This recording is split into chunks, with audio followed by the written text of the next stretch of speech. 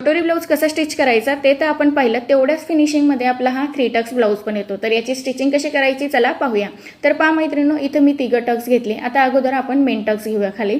आता खाली मी 1 इंच घेतलं, वरती मी 2.5 इंच घेतलं, पण जिथे चॉकने ड्रॉ केलाय ना त्याच्यावरती टक्स नाही घ्यायचे, आतल्या साईडने गोलाईमध्ये घ्यायचं आहे। जसं मी तुम्हाला कटोरी ब्लाऊजचा दाखवला ना त्याच पद्धतीने हा टक्स पण घ्यायचा, म्हणजे जे टोक आहे ना ते दिसत नाही ब्लाऊजमध्ये। आता इथे मी डबल स्टिच याच्यावरती करून घेते।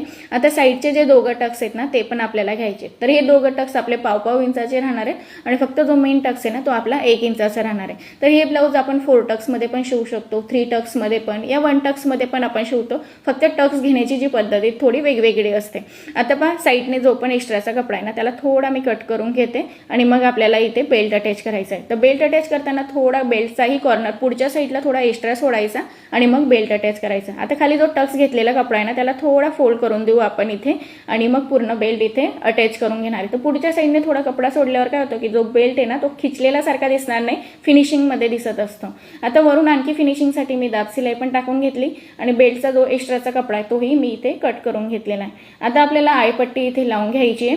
तर आयपट्टीमध्ये मी अस्तर लावलेला आहे, मी नेहमी सांगत असते तुम्हाला। आणि जी ही आयपट्टीसाठी मला कमेंट असते की मी एवढी ब्रॉड का घेतात, तर पण मी इथे 3.5 इंचाची ही आयपट्टी घेतली आहे। केव्हा ही आयपट्टी लावताना ही ब्रॉड लावायची, छोटी नाही लावायची, नाहीतर आपण ब्लाऊज वेअर करतो ना त्यावेळेस छोटी असल्यामुळे त्याची स्किन दिसते।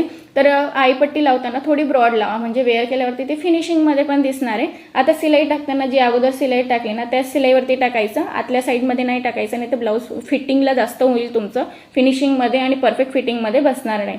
आता खाली जो एक्स्ट्राचा कपडा आहे तो मी कट करून घेते। एवढा सगळा ब्लाऊज पॅकिंग झाल्यानंतर आता आपल्याला फिटिंगचं मेजरमेंट टाकून घ्यायचं आहे। जेवढ्या घडीचं ब्लाऊज टाकलं तेवढं आणि 1.5 इंच सिलाई मार्जिनसाठी टाकून घ्यायचं।